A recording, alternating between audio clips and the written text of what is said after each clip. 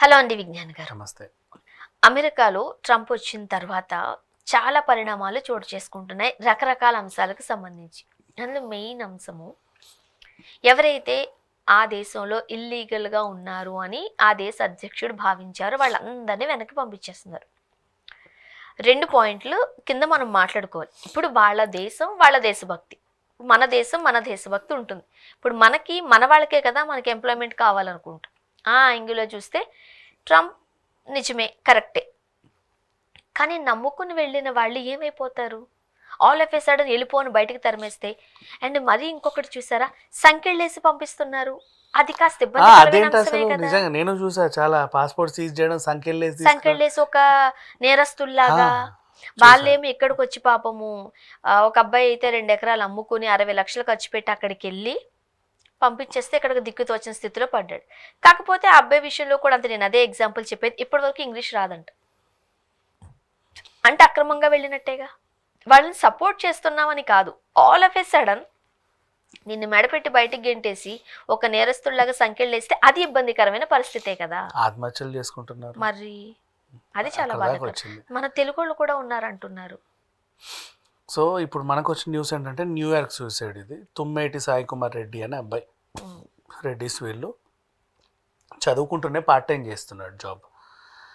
So ఇప్పుడు నువ్వు ఇల్లీగల్గా ఉంటున్నావు అని పాస్పోర్ట్ సీజ్ చేసేసారు. పార్ట్ టైం జాబ్ చేయాలంటే నువ్వు నీ వివరాలు అక్కడ ఇవ్వాలి. ఎవడికి పడితే వాడిని పెట్టుకోరు వాళ్ళు కూడా. గంట జీతమే కదా అని చెప్పి ఎవడు పడితే వాడు చేస్తా అంటే కుదరదు. దానికి రూల్స్ రెగ్యులేషన్స్ ఉంటాయి. సో పార్ట్ టైం జాబ్ నువ్వు చేయడానికి లేకుండా పోయింది. ఎక్కడ ఆయనకు జాబ్ ఇవ్వట్ల, అమ్మో ఇండియన్ అని. అరే ఇక్కడ ఎలా ఉండాలి, ఎలా బతకాలి, ఏం చేయాలి అని చెప్పి ఆలోచించాడు ఈయన. ఇక్కడ నుంచి వెళ్ళేటప్పుడు కొంతమంది ఏంటంటే, ఇప్పుడు పరువు హత్యలు చూసావు కానీ పరువు ఆత్మహత్యలు చూసి కదా. పరువు ఆత్మహత్యలు. మా ఓడు అమెరికా వెళ్ళాడు, బాగా ఖర్చు పెట్టని వెళ్ళాడు, అక్కడ జాబ్ చేస్తున్నాడు. మావాడు ఇది మావాడు అది అని చెప్పుకుంటారు. వీడు కూడా అక్కడికి వెళ్ళి సంవత్సరం న్యూయార్క్ అసలు you know what did I do అనుకుంటే వచ్చేస్తారు. అవి చెప్పుకున్నప్పుడు పాపం సడన్గా ఇలా అయిందంట, వీడిని గెంటేశారంట. అంటే అక్కడ కాల్ సెంటర్ జాబ్ చేసేవాడు కూడా వీడిని చీప్గా చూస్తాడు.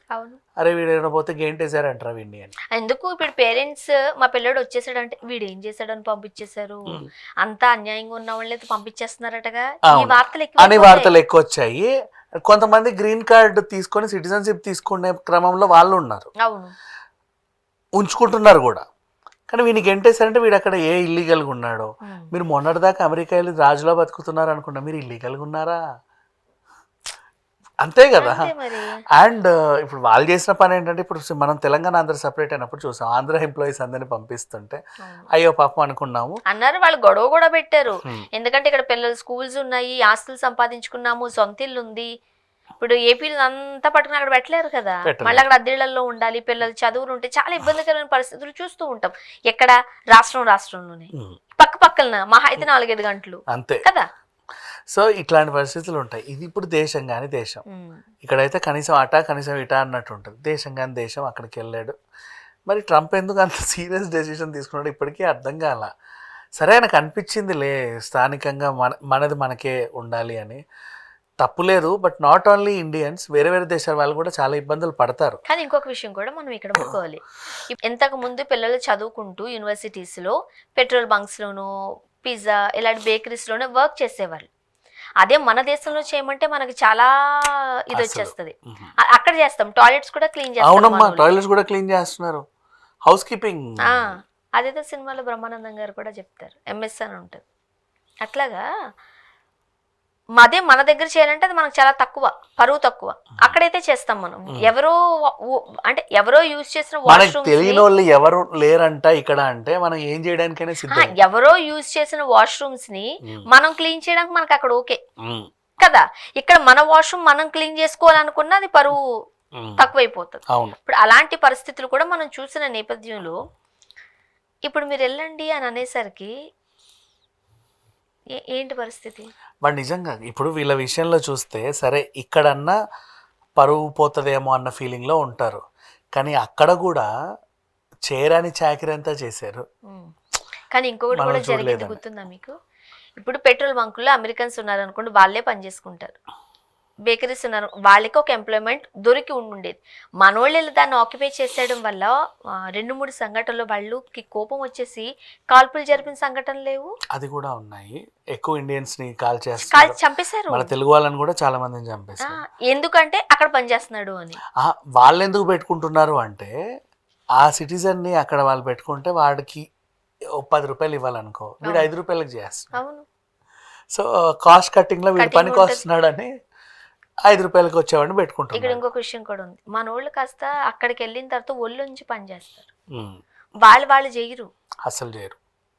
పైగా ఎదురు సమాధానాలు చెప్తా ఉంటారు. 100% ఇక్కడ రూల్స్ మనకి రెగ్యులేషన్స్ మాట్లాడతారు, మన వాళ్ళు మాట్లాడరు. ఎందుకంటే ఎక్కడ ఉద్యోగం పోతుందో అని. దేశం కాని దేశం ఏమంటాడు అని అవును. అదొకటి ఉంటదిగా భయం. నీకు జాబ్ ఇచ్చారంటే వాడు పాస్పోర్ట్లు తీసుకొని ఇస్తున్నారంట అక్కడ, అవును నిజమే. అది పెట్టుకొని అవును. సెక్యూరిటీ కోసం. వాడు ఏం చేస్తాడన్న భయంతో మళ్ళీ నా దేశాన్ని నేను వెళ్తానో లేదో అన్న ఇదితో పద్ధతిగా ఉంటున్నారు. సరే వాట్ ఎవర్, మొత్తానికి అయితే పద్ధతులు అయితే నేర్చుకొని తిరిగి వస్తున్నారు. మరి అదే పద్ధతులు ఇక్కడ ఉంటారో లేదో చూడాలి. అండ్ ఇంకోటి కూడా చూడు, ఇప్పుడు నిన్న కాక మొన్న తెలుగు ఫిలిం టెలివిజన్ ఎలక్షన్స్ జరిగాయి, చాలామంది గెలిచారు. వీళ్ళ మెయిన్ ప్రాబ్లం కూడా తమిళ కన్నడ ఆర్టిస్టులను తెచ్చి పెట్టుకుంటున్నారయ్యా ప్రతి సీరియల్లో, మరి మేము అందరం ఎందుకు ఇక్కడ ఉండే అని వీళ్ళ ప్రాబ్లం. అవును. మనం ఉన్న చోట మనకు పని దొరకకుండా పక్కన ఎక్కడి నుంచో ఎవడో వచ్చి చేసుకుంటున్నాడు అంటే ప్రతి చోట ఈ ప్రాబ్లమ్స్ ఉంటాయి. సేమ్ అమెరికా కూడా ఇప్పుడు అలాగే ఫీల్ అవుతుంది, వీళ్ళని పంపించేస్తుంది. సరే ఏదో ఆపర్చునిటీ వెతుక్కొని ఎక్కడికో వెళ్ళారు, ఒక యాక్సిడెంటల్ సిచ్యువేషన్ అనుకొని వచ్చేయండి, ఇంకేం చేయలేం దాన్ని. మొన్నటి వరకు కూడా ఇప్పుడు అందరినీ పంపించేస్తున్నారు పాస్పోర్ట్ సీజ్ చేసి, కొంతమందిని అయితే ఇక మరీ దారుణంగా ట్రీట్ చేస్తున్నారు. అంతవరకు తెచ్చుకోవడం కూడా వద్దు కదా. ఇప్పుడు ఈ ఆత్మహత్యల విషయానికి వస్తే, ఈ కొంతమంది అక్కడ ఉండలేక ఇక్కడికి రాలేక బలవన్ మరణానికి అంటే పాల్పడుతున్నారు. ఇప్పుడు ఆస్తులన్నీ అమ్ముకుని వెళ్తున్నారు కదా అక్కడికి సంపాదించుకోవడానికి. ఇదొక ప్రాబ్లం వచ్చింది మళ్ళీ. The people are feeling like you know, ఇప్పుడు ఏంటి పలానా టైంకి నేను వెళ్ళాలి, అర్జెంట్ సేల్ అని కారు పెడుతున్నారు, ఎంత వస్తే చాలా అంతకు అమ్మేస్తున్నారు. మరి అర్జెంట్ సేల్ అని హౌస్ పెడుతున్నారు, ఎంతకు వస్తే అంతకు అమ్మేస్తున్నారు. అదొక అడ్వాంటేజ్ అవ్వాలని. మరి ఇప్పుడు ఇల్లు వాకిలి అన్ని ఇప్పుడు నేను అమ్మేస్తున్నారు. ఆ ఇల్లుని ఫర్ ఎగ్జాంపుల్ 2.5 కోట్లకే అమ్మాలి అనుకున్నాను అనుకో, 2.5 కోట్లకి యాడ్ వేస్తే నాకు 2 నెలలకు కానీ అమ్ముడుపోతుంది. ఇప్పుడు 2 రోజుల్లో అర్జెంటుగా నీళ్ళు అమ్మేయాలంటే ఎంతకు అమ్మేస్తావు? అంతే, ఎంత తక్కువైతే అంత. 20 లక్షలు వచ్చిన అమ్మేవో, మరి ఇంకెందుకు? ఆస్తి కోల్పోయినట్టే కదా. అదే కదా.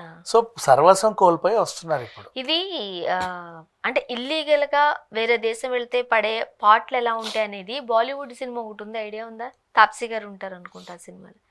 వాళ్ళందరూ బై షిప్ లోనే ఎక్కడో, డంకీ అదే షిప్ లోనే ఎక్కడికో ఎటు నుంచో పోతారు వాళ్ళు.